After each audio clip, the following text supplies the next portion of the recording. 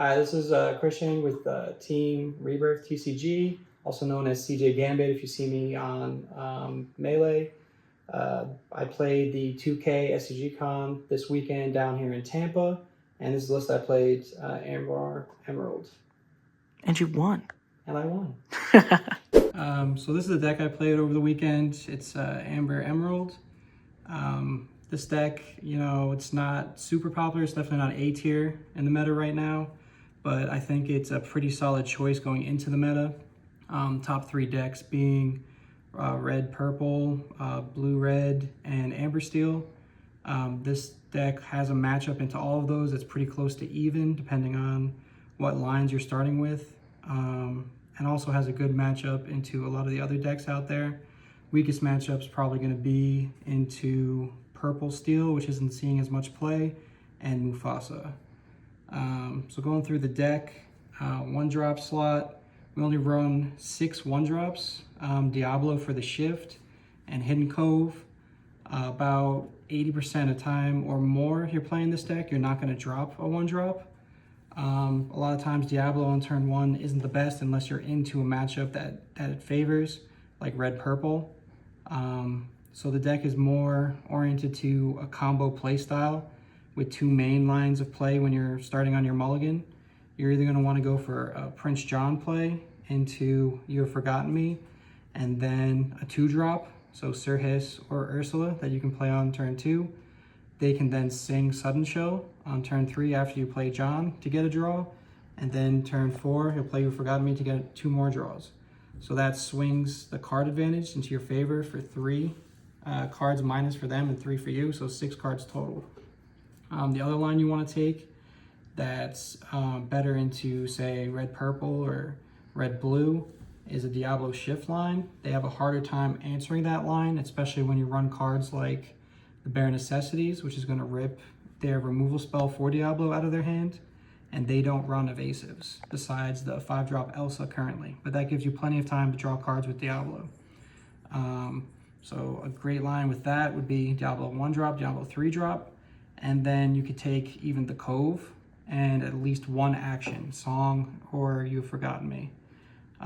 That gives you a line into being able to shift Diablo on 2, quest, and draw cards when they draw.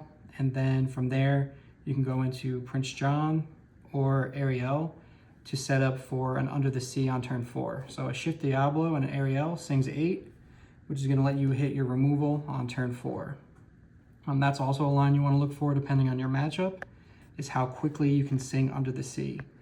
When you're going against a more aggressive deck that's going to lure earlier, you're going to want to have an Ariel on turn 3 instead of the Prince John or instead of the Diablo, so you can get to the Under the Sea to clear their board and slow them down before you fall too far behind. This deck will always fall behind. You're a very slow quester. Your early characters have low power, low toughness. They're very susceptible to attack. The way this deck works is you're going to gain advantage throughout the game by making them discard cards. You are going to gain cards, and at some point you're going to clear their board or bounce their stuff away with the muses. You can also do a huge board wipe on a Cricky play, which is going to give all of your characters +3 and let you run right through just about any character that's early game. The main combo of this deck that you want for singing Under the Sea, which kills everything -2, puts it to the bottom of the deck, is a key to play into singing it. That will wipe up just about any character out there besides probably Maui that sees meta play. The one inclusion of this deck that's a little unique from typical decks like this is the Lyle. So I said before, this deck typically falls behind when you're playing. So the Lyle is going to give you a catch-up mechanic. A lot of people are afraid of Lyle, afraid of losing lore, and it just gives you, a couple extra turns to stabilize and take them down on lore so you can get caught up. This deck typically quests 3 times and you win. Quest 4 times after it stabilizes. Before that, you're not really getting incremental lore like a red-purple deck. So as far as matchups go, we'll start with the top tier decks. So you have your red-blue, red-purple, and amber steel. Like I said, you have about 50% matchup with these decks. Some of them better than others. Red-purple you're probably 60-40 favored because of your evasive package and how quickly you can make them discard. So starting with that matchup then. With that matchup, you could take either line the deck really runs. You could take the Diablo Shift line, or you could take the Prince John, Your Forgotten Me line. Both lines are really strong. Typically, they can't deal with the Diablo, especially if you're on the play, till turn 3, because the only option they have at that point is Brawl, and then turn 5 with Elsa. But by then, you probably have discarded enough of their hand where they're not going to get to the Elsa. So into red-purple, you're definitely also going to want to have Bare Necessities. When you go to Shift Diablo, definitely use one of the other cards and keep the Bear to make sure you take that Brawl if it's in their hand. The best line they can take against you is a turn 2 Flynn, because we have low power characters. So instead of looking for an Ursula in that matchup, you're going to want to look for Sir Hiss. That's his best matchup. They have trouble dealing with evasives, and he has that 3 power, which buys you a lot of time into the Flynn. And then also the Muses is good there because you continuously bounce the Flynn, and eventually they're going to ink it and stop playing it because it's not going to net them any value since it has to wait to the beginning of their turn. Muses is also great into that matchup with Painted the Roses red. A lot of their stuff is going to be 3 power toughness, or 3 power rather. And to bounce that, you're going to need the additional help of the -1 from Painting the Roses or Under the Sea.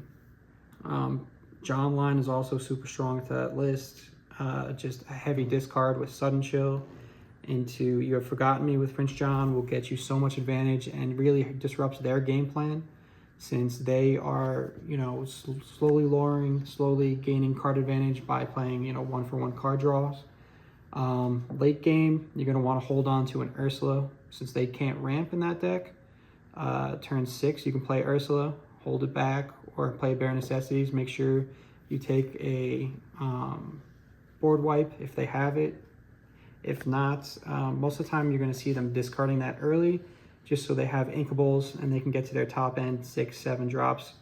A lot of times they'll just really focus on inking away songs so they don't get ripped out by Ursula or the Bare Necessities. One big thing you have to watch out for as well is Queen's Castle still a threat for the deck. Sir Hiss can attack it pretty easily because it can't be attacked back, as well as with Diablo, Hidden Cove, and Cricky. That's your best answer against that card. So as far as red-blue matchup, your strong cards are definitely going to be Ursula on 2. That can take their jump ahead if you're on the play. That could take a lot of their songs. How Far I'll Go, Be Prep, and the Bare Necessities. So a John line into them is also very good because they're going to be running out their own hand quickly. And then with the additional 1 or 2 cards that you can discard out of them, they're going to be in top deck mode. Their Flaversham is also super weak to the Muses. You can always bounce Flaversham. Under the Sea always gets Flaversham, as well as a lot of their other early game characters like Tipo that they're running. You're Welcome is also great into them. It can take Tamatoa very cheaply, very easily. We don't talk about Bruno gets Tamatoa cheaply and easily. And if Dime is an issue, you can also take care of the Dime. Biggest thing you have to watch out for is the shift line into Sisu. So you want to bounce Little Sisu if you can. Little Sisu doesn't have many targets in the deck. Prince John has Ward, the Muse have Ward, and everything else can pretty much just sit there. It is bad if you have an Ariel out, so if possible, you may want to remove it another way. But that's also where Hidden Cove comes into play. Even if they have Ice Block, your Hidden Cove kind of cancels it out.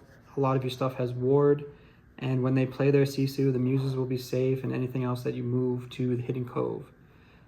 One thing to be noting, Kita reduces your power as well as their power to the start of your next turn. So if they play a Sisu, even if your stuff is at the Cove, it will get wiped away. And then as far as Amber Steel, that matchup is pretty close to even. It could be very swingy because of top decks. Amber Steel becomes a real top deck menace in that matchup because you have a lot of tools of getting their songs with Ursula, Bare Necessities. This is the matchup where those cards are going to be the most important. They're always going to hit for the most part. especially if you're getting them early and then they've mulliganed more than a few cards. Diablo is not worth playing in that matchup, in my opinion, just because they can turn one Cinderella, especially on the draw. You definitely want to go more for an Ariel line into Under the Sea, because a lot of their early game characters like Cinderella, 2-drop Ursula, Rapunzel, all of those cards are going to get wiped up by Under the Sea. So that's a better line for you. As well as the Muses is very strong into them for the same reason. They tend to be the aggressor, so they're going to be questing quickly, but a lot of their stuff can be bounced and you can tempo them out to buy time. Lyle is also great into that matchup because you can make their Smee not able to quest for a turn and buys you time to clean it up, as well as just catching up on that lore. They're going to be a lot faster than the other two decks, so they're going to be closer to winning by the time you can stabilize. And this card is a real threat for them. It doesn't die to swords, doesn't die to most of their removal. Sometimes if they're going to use a Zeus on it, that's going to be a big benefit to you because they're not going to hit your 5-drop characters and they're not going to hit your Ariel. So anytime one of your character dies with Lyle, they're going to lose a lore, and that just gives you the time you need to stabilize and put them away. What you need to look out for is a Whole New World. Their top deck Whole New World is just going to put them right back into the game. If you happen to have a tapped Diablo, if it's their first Whole New World, I would draw 14. It gives you the tools that you need to really pick apart their hand guaranteed, so they can't Whole New World again the following turn or just play too many cards out. It's a good way for you to set up a Prince John into You've Forgotten Me and just really pick apart their hand from that point, because you're going to have such a hand advantage that they've given to you. And a lot of times they're going to be late enough in the game where they're going to run out most of their threats, and then they become really susceptible to Under the Sea, which you're going to need to find there. And that's pretty much it for the top matchups. Some of the more B tier, C tier decks, Blurple's pretty well played, and Blurple cannot beat this deck most of the time. Ward is very difficult for them. Evasives are very difficult for them. They also play similar to Red-Blue and Red-Purple in that they're trying to gain advantage slowly by ramping and drawing incremental cards. You have really cheap answers for Mufasa with Under the Sea, Kita. You're welcome. We don't talk about Bruno. And you just can, they're too slow to really put too much pressure on you early. Lyle's also good in the matchup. He just buys you plenty of time there. And you can just stabilize, clear their board, and keep their hand low, since they're also using Tipo to empty their hand, and they don't have as strong as draw as Red-Blue. One thing you do have to watch out for is Purple Steel. That matchup is really strong into you. They play a lot of 3-4 toughness characters. They play cheap removal, and they also play Pete, which is another thing that can really hurt this deck. Most of your combo pieces involve singing or actions to draw cards, and a Pete can really take you off your turn, like your You Have Forgotten Me turn, buys them another turn to empty out their hand before it's really effective. And a lot of their characters are enough power that you're going to have trouble clearing the board of them unless you have the key to Under the Sea. And this was the deck. Don't forget to check out Team Rebirth, TCG, on socials.